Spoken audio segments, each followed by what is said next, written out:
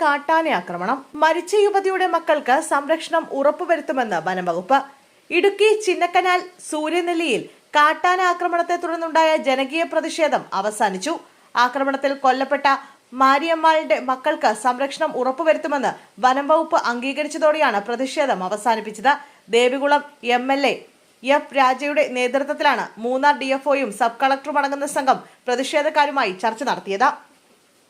മരിച്ച മാരിയുടെ കുടുംബത്തിന് 15 ലക്ഷം രൂപ നഷ്ടപരിഹാരം നൽകണം, മക്കളുടെ പഠനച്ചിലവ് വഹിക്കണം, പ്രായപൂർത്തിയാകുമ്പോൾ മൂത്ത കുട്ടിക്ക് സർക്കാർ ജോലി നൽകണം എന്നീ ആവശ്യങ്ങളാണ് ഉന്നയിച്ചത്.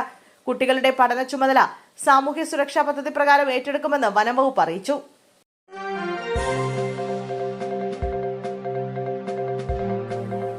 ദേശീയപാത നിർമ്മാണത്തിലെ പാകപ്പിഴ. ചേർത്തലയിലെ വീടുകളിൽ വെള്ളം കയറി. ആലപ്പുഴ ചേർത്തലയിൽ വ്യത്യസ്തമായൊരു പ്രതിഷേധവുമായി രംഗത്തെത്തിയിരിക്കുകയാണ് നാട്ടുകാർ.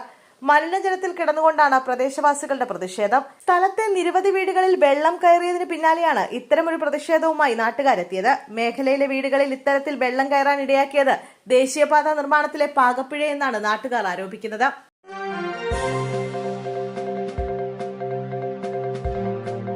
മഴ കനത്തതോടെ സ്കൂളുകൾക്ക് അവധി പ്രഖ്യാപിച്ച് കളക്ടർമാർ.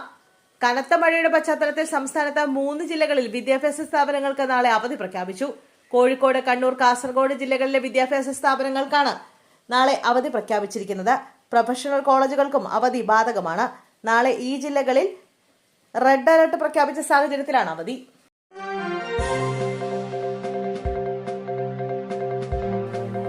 കാർ നിയന്ത്രണം വിട്ട് പാഞ്ഞുകയറി. വെജിക്കടയിൽ ചായ കുടിച്ചു നിന്ന യുവാവിന് ദാരുണാന്ത്യം. കഞ്ഞിക്കുഴി പഞ്ചായത്ത് 12ാം വാർഡ് തകടിവെളിയിൽ സുനിൽകുമാറിന്റെ മകന് സുധീഷാണ് മരിച്ചത്. തിങ്കളാഴ്ച വൈകിട്ട് 3:15 പഴവീട് മെഡിക്കൽ സെന്ററിന് എതിർവശത്തായിരുന്നു സംഭവം. കെട്ടിട നിർമ്മാണ തൊഴിലാളിയായ സുധീഷ് തിരുവല്ലയിലെ ബന്ധുവീട്ടിൽ ഭാര്യയ്ക്കൊപ്പം പോയ ശേഷം മുഹമ്മയിലെ വീട്ടിലേക്ക് മടങ്ങി വരികയായിരുന്നു. പഴവീട് ഭാഗത്തെത്തിയപ്പോൾ വെജിക്കടയിൽ ചായ കുടിക്കാൻ നിർത്തി. ഈ സമയം ഒപ്പം ഉണ്ടായിരുന്ന ഭാര്യ കടയിലേക്ക് കയറി ചായ വാങ്ങി ബൈക്കിനടുത്തേക്ക് കൊണ്ടുവന്നു.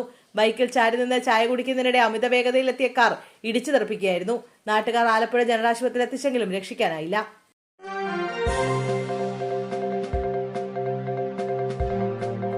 ശബരിമല സ്വർണ്ണക്കൊള്ളക്കേസിൽ പ്രഭാമണ്ഡലം പരിശോധിക്കാൻ അനുമതി നൽകി ഹൈക്കോടതി. ശബരിമല സ്വർണ്ണക്കൊള്ളക്കേസിൽ അന്വേഷണം അവസാന ഘട്ടത്തിലെന്ന് SIT ഹൈക്കോടതിയിൽ. കുറ്റപത്രം ഉടൻ സമർപ്പിക്കുമെന്നും അന്വേഷണ സംഘം കോടതിയെ അറിയിച്ചു. അതേസമയം വിഗ്രഹങ്ങൾക്ക് പിന്നിൽ സ്ഥാപിക്കുന്ന പ്രഭാമണ്ഡലത്തിൽ പരിശോധന നടത്താൻ ഹൈക്കോടതി അനുമതി നൽകി. പ്രഭാമണ്ഡലത്തിലെയും ബാതിലിലെയും സാമ്പിളുകൾ കോടതി ശേഖരിക്കും.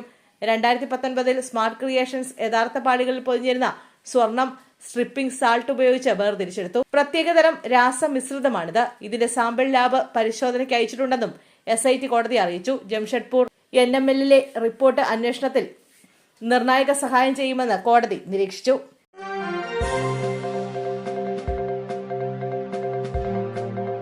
റോഡിലെ വെള്ളക്കെട്ട് ചോദ്യം ചെയ്തു. ചിത്രകാരി ശ്രീജ കളപ്പുരയെ ഇരുമ്പ് ചൂലുകൊണ്ട് കുത്തി പരിക്കേൽപ്പിച്ചു. റോഡിലൂടെയുള്ള മഴവെള്ളത്തിന്റെ ഒഴുക്ക് മണ്ണിട്ട് തടഞ്ഞത് ചോദ്യം ചെയ്ത കലാകാരിക്ക് നേരെ അയൽക്കാരന്റെ ക്രൂരമായ ആക്രമണം. എറണാകുളം അയമ്പള്ളിയിലാണ് സംഭവം.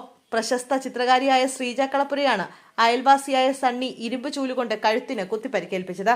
സംഭവത്തിൽ വലിയ ജനരോഷം ഉയർന്നതിനും വാർത്തയായതിനും പിന്നാലെ പ്രതി സണ്ണിയെ പോലീസ് കസ്റ്റഡിയിലെടുത്തു. കഴിഞ്ഞ ദിവസം വൈകിട്ടാണ് സണ്ണിയും ശ്രീജയും തമ്മിൽ റോഡിൽ മണ്ണിട്ടതിനെ ചൊല്ലി തർക്കമുണ്ടായത്. പ്രദേശത്തെ കൗൺസിലറുടെ സാന്നിധ്യത്തിലായിരുന്നു സണ്ണിയുടെ ഈ ജനവിരുദ്ധ നടപടിയെ ശ്രീജ ചോദ്യം ചെയ്തത്.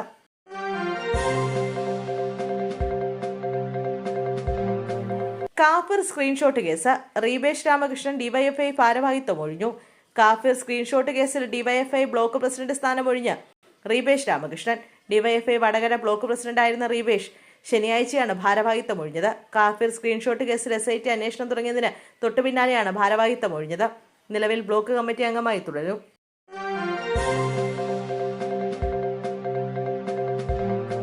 KSRTCയിൽ സ്ത്രീകൾക്ക് സൗജന്യ യാത്ര. ജൂൺ 15 മുതൽ ഓർഡിനറി ബസ്സുകളിൽ നടപ്പാക്കാൻ ധാരണ. KSRTC ബസ്സുകളിൽ സ്ത്രീകൾക്ക് സൗജന്യ യാത്ര സൗകര്യമൊരുക്കുന്ന UDF സർക്കാരിന്റെ പ്രഖ്യാപനത്തിൽ നിർണായക തീരുമാനം. മുഖ്യമന്ത്രി VD സതീശനും ഗതാഗത മന്ത്രി CP ജോണും നടത്തിയ ചർച്ചയിലാണ് പദ്ധതി ആദ്യഘട്ടത്തിൽ ഓർഡിനറി സർവീസുകൾ മാത്രമായി നടപ്പാക്കാൻ ധാരണയായത്. വരാനിരിക്കുന്ന ജൂൺ 15 മുതൽ പരീക്ഷണാടിസ്ഥാനത്തിൽ ആദ്യ 100 ദിവസത്തേക്കായിരിക്കും പദ്ധതി പ്രാബല്യത്തിൽ വരിക. ഓർഡിനറി ബസ്സുകളിൽ മാത്രം പദ്ധതി നടപ്പാക്കുമ്പോൾ KSRTCക്ക് പ്രതിമാസം 57 കോടി രൂപയുടെ അധിക ബാധ്യത ഉണ്ടാകുമെന്നാണ് കണക്കാക്കുന്നത്. ഈ സാമ്പത്തിക നഷ്ടം എങ്ങനെ നികത്താമെന്നും ഫണ്ട് കണ്ടെത്താമെന്നും വിശദമായി പഠിച്ച് റിപ്പോർട്ട് സമർപ്പിക്കാൻ ധനകാര്യ സെക്രട്ടറിയെ ചുമതലപ്പെടുത്തിയിട്ടുണ്ട്.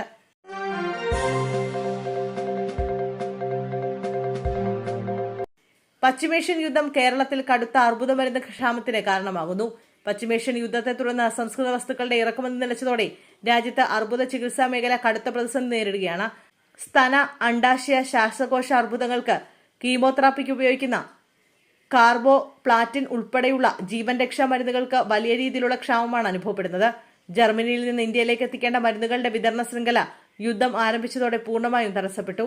തിരുവനന്തപുരം RCC ഉൾപ്പെടെയുള്ള പ്രമുഖ ആശുപത്രികൾ ഉയർന്ന വിലയ്ക്ക് മരുന്ന് വാങ്ങിയാണ് നിലവിലെ അടിയന്തര സാഹചര്യം മറികടക്കാൻ ശ്രമിക്കുന്നത്.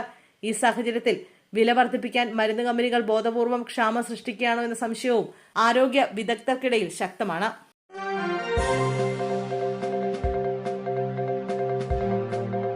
അരുവാമൂട് 18-കാരൻ ശിവസൂര്യയുടെ കൊലപാതകത്തിൽ എല്ലാ പ്രതികളും പിടിയിൽ. കാർത്തിക്, അജിത്ത്, ആരോമൽ, പ്രിയദർശൻ എന്നിവരാണ് പിടിയിലായത്. 1.5 വർഷം മുമ്പ് പ്രതികളുമായി ടർഫിലുണ്ടായ തർക്കമാണ് ശിവസൂര്യയുടെ കൊലപാതകത്തിലേക്ക് കാരണമായ വഴിയിലേക്ക് നയിച്ചതെന്നാണ് പ്രതികൾ മൊഴി നൽകിയത്. ഇതുമായി ബന്ധപ്പെട്ടുണ്ടായ വാക്കുതർക്കം പിന്നീട് സംഘർഷത്തിലേക്ക് എത്തുകയും യുവാവ് കണ്ണാടി ചില്ലുകൾ തറച്ച് കൊല്ലപ്പെടുകയുമായിരുന്നു. യുവാവിനെ പ്രതികൾ ടെക്സ്റ്റൈൽ സ്റ്റോപ്പിലെ ചില്ലിലേക്ക് പിടിച്ചു തള്ളുകയായിരുന്നു.